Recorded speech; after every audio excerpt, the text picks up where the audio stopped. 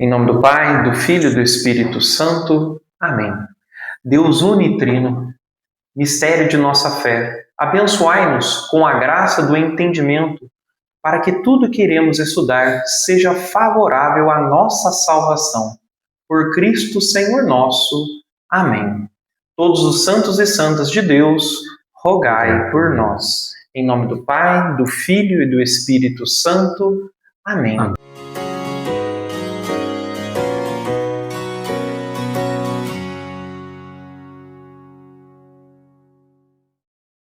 Sejam todos muito bem-vindos ao curso sobre o Catecismo da Igreja Católica. Neste vídeo daremos continuidade ao primeiro grande tema do Catecismo, o Credo. Na aula passada, nós vimos quem é a pessoa de Deus e seus atributos e seu grande poder. Vimos também que o crer na fé católica é uma adesão racional às verdades reveladas, onde é preciso conhecer aquilo que foi revelado, para poder então amar a Deus. Hoje nós vamos tratar de Deus Pai como Criador do céu. Essa criação está associada a tudo que não possui matéria. No Credo, recitamos a primeira parte como creio em Deus Pai Todo-Poderoso, Criador do céu e da terra. Mas o termo e da terra vai ser visto na próxima aula, pois hoje nós vamos só tratar do termo Criador do céu. Quando nós tratamos do céu, a primeira figura que nos vem à cabeça é a figura dos anjos. Então, iremos tentar entender quem são eles. Eles têm personalidade? Vamos tentar entender o que eles podem fazer, do que eles são feitos, como eles são.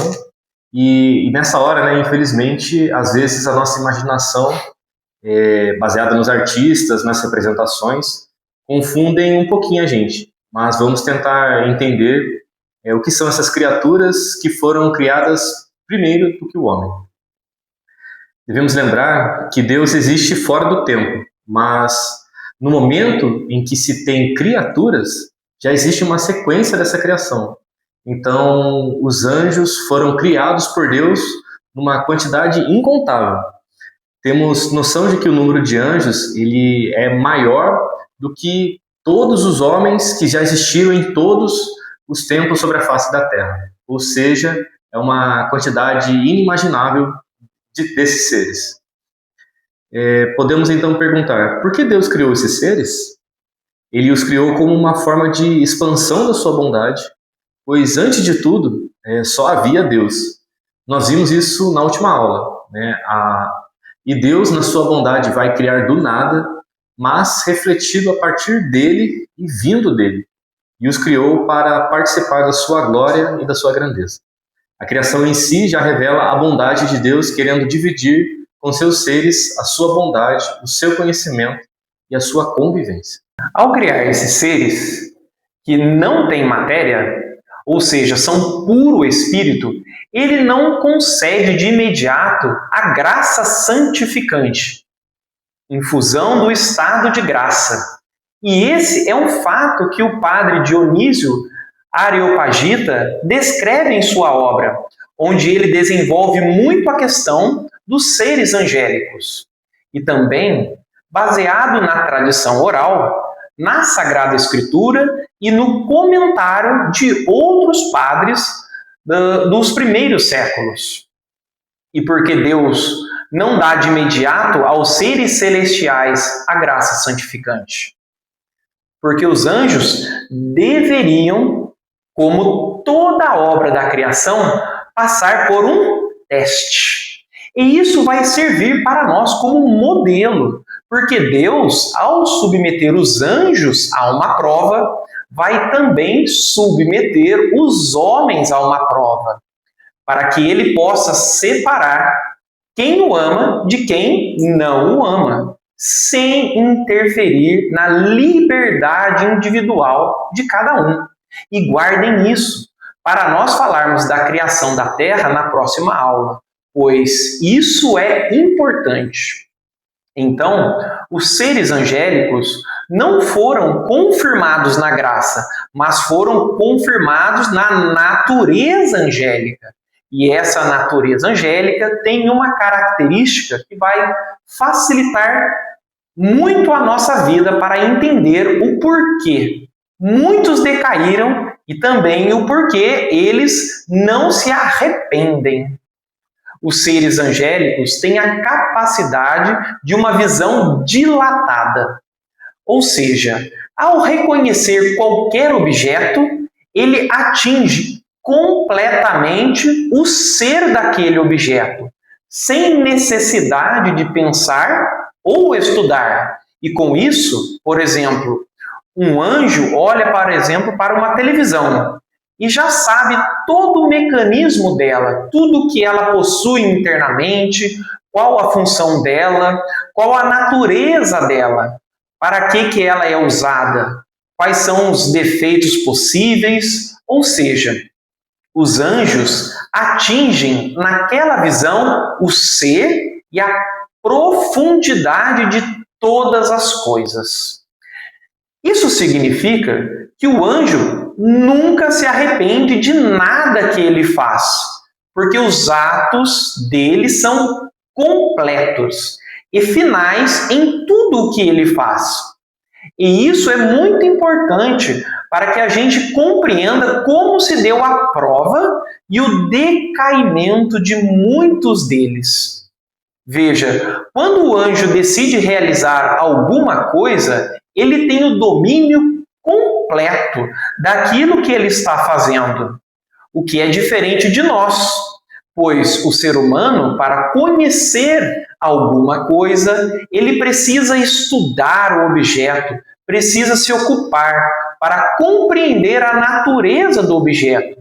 E nesse trajeto, ele erra, ele se equivoca, ele pode melhorar uma visão correta que ele teve primeiramente, ou piorar.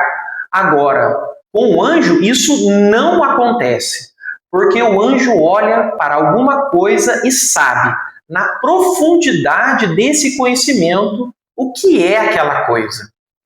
Vejam que interessante, quando Deus submete os anjos a uma prova, ele queria com isso saber qual daqueles seres iria merecer a confirmação da graça e estar com ele no paraíso. Lembrando que antes do teste, os anjos não tinham ainda a graça para estar no paraíso, mas só tinham as suas naturezas próprias. E a pergunta que fica é: qual foi a prova? Se nós vasculharmos todos os padres da igreja, todos os pensadores da antiguidade, a maioria deles se inclina por uma prova relacionada com a encarnação do Verbo. E o que isso significa? Alguns teólogos entendem que a prova que os anjos foram submetidos foi que Deus revelou aos seres angélicos que pretendia criar o ser humano. E o ser humano é um ser de natureza inferior aos anjos, pois os anjos têm uma natureza bem mais elevada do que a nossa.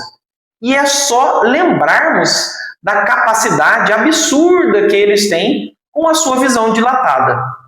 Mas então, Deus teria mostrado que no futuro esses anjos iriam ter que adorar a natureza humana, ou seja, adorar a Deus que haveria de ter natureza humana na encarnação. Vamos lá. Então, quando foi posto, conta a tradição católica, que o mais maravilhoso dos seres, né, já criado por Deus, Lúcifer, mais poderoso, o inimaginável ser de beleza, grandeza, inteligência que Deus criou, pois nada era tão belo e tão maravilhoso quanto Lúcifer, que era um serafim, né, a mais alta dignidade dos anjos. Que daqui a pouco nós vamos ver também, né, essa hierarquia deles, que diretamente sempre estava ligado a Deus e que ele ocuparia o lugar em torno do trono de Deus, como diz a Sagrada Escritura. foi aquele que primeiro não teria suportado essa prova, alegando que por uma natureza tão elevada, ter que adorar algo tão baixo como um homem, né, como um ser humano. E ele imediatamente, na visão do anjo, viu o que era e imediatamente ele escolheu estar do lado contrário disso. Então essa escolha de Lúcifer, por sua natureza, não tem como voltar atrás. Lembrando da característica, né, da visão dilatado dos anjos, entendemos que a escolha eterna de Lúcifer, quando ele escolhe essa posição, ele escolhe para sempre, né? Ou seja, a natureza do anjo impede que ele se arrependa de qualquer coisa, pois sua escolha sempre é profunda. Então, quando Lúcifer escolhe, né, e por sua posição elevada no mundo espiritual, ele leva com ele, como é falado na Sagrada Escritura, 1/3 dessas criaturas do céu, né, que foram anjos e decaíram todos eles, né, a demônios. O curioso é que a maioria dos anjos aceitaram adorar a natureza humana nessa prova. E no meio deles havia um arcanjo, né, que se levanta contra aquele que não quis adorar a natureza humana. E este é São Miguel, que por sua natureza era inferior a Lúcifer, tanto na hierarquia angélica quanto na sua própria estrutura pessoal. Mas a força de São Miguel veio da união à graça de Deus, que o tornou mais poderoso que Lúcifer. E por isso que um único anjo é mais poderoso do que todos os demônios. Não por causa da sua natureza, mas por causa da graça de Deus que confere aos anjos bons que passaram na prova. Assim temos que os anjos bons não têm como ir para o mal, e os anjos maus jamais se arrependerão do que fizeram. E passarão a eternidade tentando nos destruir, ou seja, o demônio só vive para isso, para destruir o ser humano, levando-o para a perdição eterna. E esse fato de nunca voltar atrás faz com que os demônios odeiem Deus sempre. Ele pode até respeitar Deus, mas jamais vai amá-lo, pois o que o move é o ódio, e esse sentimento que vai nutrir para sempre esses seres. Então eles vão usar todas as características da natureza deles para realizar tudo ao contrário a Deus, né, para a salvação dos homens. Como resultado da prova, os anjos bons mantiveram a obediência e os demônios caíram na soberba e no orgulho, sendo Lúcifer o primeiro a cair, onde foi insuportável ter que adorar uma natureza mais baixa do que a dele. Há algumas explicações um pouco diferentes dessa, mas essa é a predominante. E é importante dizermos que a Igreja não propõe isso como dogma, né? E podemos achar que foi um pouco diferente disso. Mas, pelo testemunho dos padres da Igreja, nós podemos muito certamente entender que provavelmente foi isso o que aconteceu com eles. Outra coisa muito importante saber, né, sobre esses seres de puro espírito é que eles são inatingíveis pelos sentidos. Logo, jamais nós sentiremos um anjo. No entanto, podemos perguntar assim: mas e as aparições dos anjos que aconteceram durante a história? Deus sabe melhor do que ninguém que a nossa natureza sempre precisa dos sentidos para entender alguma coisa.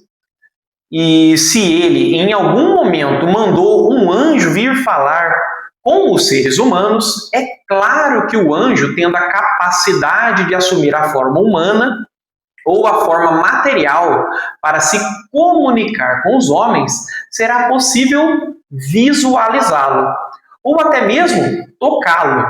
Mas devemos sempre lembrar que essa possibilidade é extremamente remota. E só acontece porque Deus assim quer. Até porque se um anjo falasse conosco, em sua natureza, nós não escutaríamos. Então, as interações das criaturas angélicas conosco só é feita com a permissão de Deus. Cada anjo é um ser diferente do outro, onde possui características e personalidade e um nome.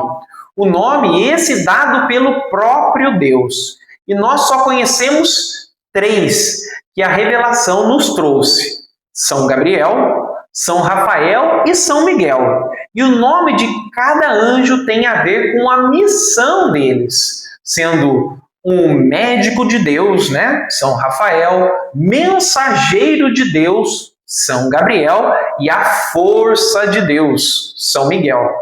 E os seres angélicos, então, o tempo todo cuidando de nós, mas nós não podemos sentir a presença deles por causa da sua natureza espiritual. Não podemos esquecer que, após a prova, a revelação nos fala que os anjos bons entraram no paraíso e os maus foram precipitados aqui na terra. Olha aí a nossa prova. E vemos essa passagem no livro de Apocalipse, no capítulo 12, lá no versículo 9. Um detalhe importante é que Lúcifer e seus demônios não se submeteram ao juízo de Deus. Eles enfrentaram os anjos bons e foi uma guerra. E nessa guerra foram derrotados, porque esses anjos bons tinham a graça de Deus, sendo que os padres da igreja são os primeiros grandes escritores e pensadores da igreja que foram trazendo a iluminação para o entendimento da revelação. É bom sabermos que são chamados padres da igreja os primeiros bispos e presbíteros dos primeiros séculos, para que possamos compreender melhor esse termo. Uma outra coisa que é bom sabermos também é que o inferno existe. Lá há demônios. E no fim dos tempos, Lúcifer e os demônios que se encontram aqui na Terra serão precipitados, todos eles, para lá, onde no inferno irá também todas as almas que morrerem e não estiverem em estado de graça. E com relação ao juízo das almas humanas, veremos melhor quando estudarmos o trecho do credo que diz: desceu à mansão dos mortos, e também o trecho donde há de vir e julgar os vivos e os mortos. Vamos então tentar entender esses anjos um pouquinho melhor. O dom que o anjo tem de ver as coisas como elas são, essa visão dilatada, é como se fosse um dom de ciência das coisas, onde cada um dos seres que foram criados para que fizesse um tipo de missão diferente, com o propósito de amar a Deus. Nesse conjunto de anjos, nós temos os anjos dos países, nós temos os anjos das instituições, nós temos os anjos dos fenômenos da natureza, nós temos os anjos das pessoas, né? O anjo da guarda, nós temos os anjos das igrejas, nós temos os anjos dos continentes, nós temos os anjos dos planetas, nós temos os anjos dos astros, nós temos os anjos das estrelas e muitos outros, sendo que cada um deles são responsáveis por uma função que normalmente está relacionada à manutenção da ordem estabelecida pelo Criador. Deus criou uma ordem no universo e usa os anjos como uma espécie de zelador, uma pessoa que conserva alguma coisa. E essa comparação, apesar de ser muito pobre para esses seres tão superiores, é uma comparação um pouco até para nós adequada, para que possamos entender. Pois os seres de puro espírito não obrigam ninguém. Eles não mandam em ninguém, mas eles inspiram alguém a realizar alguma coisa. O demônio é a mesma coisa, só que ele faz ao contrário. Ele vê o seu defeito e, por dedução, ele propõe a você, ou seja, uma inspiração, a realização mais perfeita do pecado. E cada vez mais profundo será o pecado se realizarmos ações de acordo com as inspirações demoníacas, ou seja, desse demônio que vai nos tentando. Uma coisa muito importante que devemos saber é que o demônio não consegue ler a nossa mente. Ou seja, ele não sabe o que estamos pensando. Uma outra coisa também muito importante sobre os anjos é que eles não têm poder de nos impedir de fazer as coisas, mas só são capazes de dar a nós uma espécie de iluminação do que nós devemos fazer ou não fazer. Ou seja, eles não podem controlar a gente. E isso é bom sabermos para que saibamos ter uma relação com o nosso próprio anjo da guarda, pois ele nos ouve e sabe o que fazemos a todo momento. Ainda falando sobre os seres de puro espírito, se podem ou não fazer, né? Devemos sempre ter em mente que os demônios não podem ler a nossa mente, mas como ele também sabe tudo o que fazemos e sabe das nossas fraquezas, ele consegue propor atitudes pecaminosas através da dedução. Ou seja, ele tanto nos observa, ele tanto sabe o momento certo de nos atacar ou nos distrair. E é por isso que quando o indivíduo toma uma atitude virtuosa na vida, os demônios o atacam com mais violência, pois sabem que essa pessoa não costuma fazer esse caminho bom e tenta rapidamente retirar ela da graça de Deus.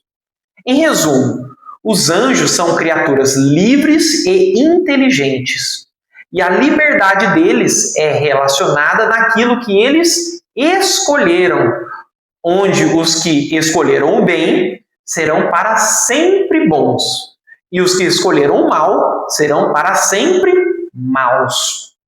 Vamos agora entender rapidamente as cortes celestiais, ou seja, a hierarquia das criaturas angélicas, né?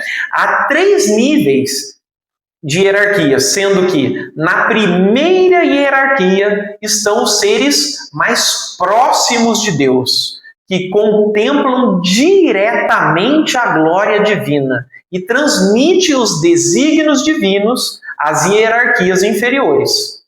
Da ordem mais alta para a ordem mais baixa estão os serafins, os querubins e os tronos. Na segunda hierarquia estão os seres que são administradores dos planos divinos, que ordenam o universo e executam a vontade divina sobre a criação espiritual e material. Da ordem mais alta para a mais baixa estão as dominações, as virtudes e as potestades. Na terceira hierarquia estão os seres que são mais próximos do mundo humano, que têm missões diretas entre Deus e os homens. Da ordem mais alta para a mais baixa estão os principados, os arcanjos e os anjos. Uma outra coisa interessante que precisamos saber é que os seres de puro espírito são capazes de manipular a matéria. Para entendermos melhor isso, vamos exemplificar um caso real que acontece em um mosteiro. Havia um padre, um monge dentro do mosteiro, que ele era diabético. E à noite, às vezes, ele tinha hipoglicemia e ele passava mal. Em um mosteiro, sabemos que quando chega a hora de dormir, as luzes são apagadas e cada monge se recolhe em sua cela. E os monges se reúnem somente no outro dia, na oração das laudes, né, lá na madrugada. Esse monge, né, que era diabético, foi dormir. E naquele dia, ele não se alimentou direito antes de dormir. E como consequência, teve um problema de hipoglicemia grave e estava quase entrando em coma. Então, o que aconteceu, né? Um outro monge que estava encarregado de verificar as luzes realmente estava lá vendo as luzes apagadas, mas percebeu um gato. Ele observou que o gatinho saiu pelo corredor e começou a arrastar-se na parede perto da porta do monge que estava passando mal. Quando aquele outro monge chegou na porta do monge doente, o gato começou a miar um pouco estranho e arrastar na porta.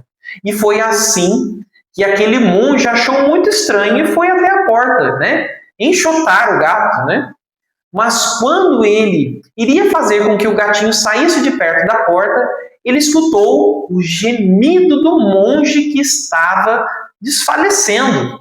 Ele abriu a porta, entrou na cela daquele monge que estava lá passando mal. Quando ele começou a salvar o monge e olhou para a porta, cadê o gatinho? Sumiu. O anjo, provavelmente, naquela situação, manipulou um animal. Ele é capaz de fazer isso. Ou seja, ele mesmo apareceu na forma de um animal. E ele também pode fazer isso.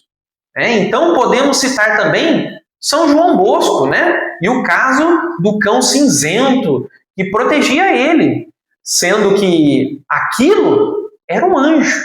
E também podemos lembrar do Padre Pio, que conversava com os anjos da guarda de seus filhos espirituais. Um outro exemplo são tempestades, muitas vezes que acontecem sem que ninguém preveja, e pode ser provocada por um anjo, para um castigo de alguma coisa, ou pode também ser feito por um demônio, por permissão de Deus, porque os demônios só agem por permissão de Deus. E quando falamos que os demônios só podem agir assim, com a permissão de Deus, logo vem à nossa mente. E a possessão? Como é que faz? A possessão diabólica é real. A igreja tem um rito específico para a realização das orações por conta deste fato. Há também uma ordem menor da igreja que é dado ao seminarista, que é a ordem de exorcista. Pois, quando os rapazes estão estudando no seminário, para um dia serem ordenados sacerdotes, com o passar dos anos, eles vão recebendo ordens menores e depois maiores. Para efeito de conhecimento extra, essas ordens menores começam no hostiário, e essa ordem é voltada para o cuidado do sacrário, onde Nosso Senhor está presente. Depois vem a ordem do exorcista, onde eles são ordenados exorcistas, portanto, já são capazes de realizar o rito do grande exorcismo. E para terminar, vem a última ordem menor, que é a do leitor. Já as ordens maiores são as do subdiaconato, a do diaconato e depois a ordenação e a sagração episcopal, Sendo que todo o caminho, esse é todo o caminho eclesial sacerdotal. Então, o padre já sai do seminário capaz de realizar um exorcismo. Só aí, a igreja já está dizendo, existe exorcismo, existe possessão. Só nisso, a dúvida de que isso é real ou não já cairia por terra. Porque acontece a possessão. Por que será que acontece a possessão? A possessão só acontece porque Deus permite. E esse fato é estranho e até assustador. Mas devemos lembrar sempre que tudo que Deus permite, Ele sempre vai tirar um bem maior daquela situação. E o caso do exorcismo também não é diferente. Ou seja, sempre haverá aqueles que precisam disso e também para aqueles que muitas vezes sofrem com isso, irão ser beneficiados pela graça de Deus lá na frente. Então, o indivíduo é possesso e ele não é responsável pelos seus atos. Então, se ele blasfemar, se ele matar, se ele xingar, se ele cometer qualquer ato desses mais horrendos possíveis, ele não vai ser responsável por isso, porque não é ele que está fazendo.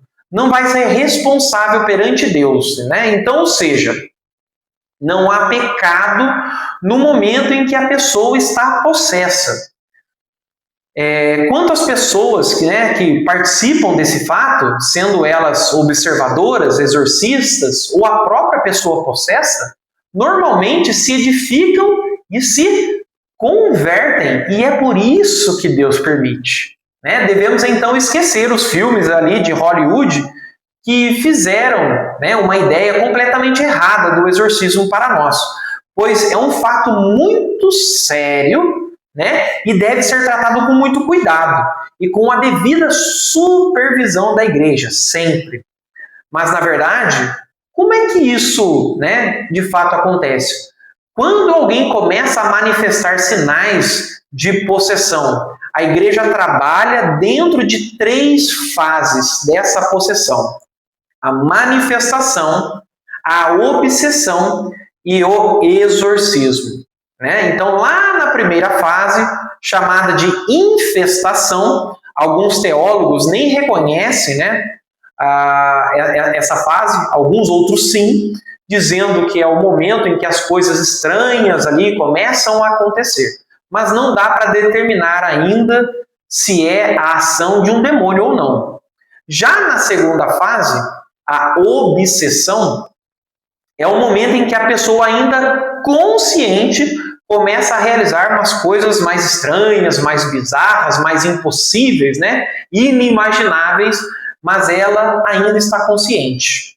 E agora, na terceira fase, a possessão se dá quando a pessoa é completamente tomada pelo demônio, que invadiu o corpo dela. Nesse momento, a igreja vai ter que enviar alguém para investigar se é realmente uma possessão verdadeira. E é um processo longo e difícil. Cada diocese ela é obrigada a ter pelo menos um exorcista. Então ele vai apurar os fatos, estudar o caso com profundidade e, chegando a uma conclusão que é realmente uma possessão, ele vai levar o processo para o bispo. E somente aí o bispo irá autorizar a realização do rito, chamado o grande exorcismo.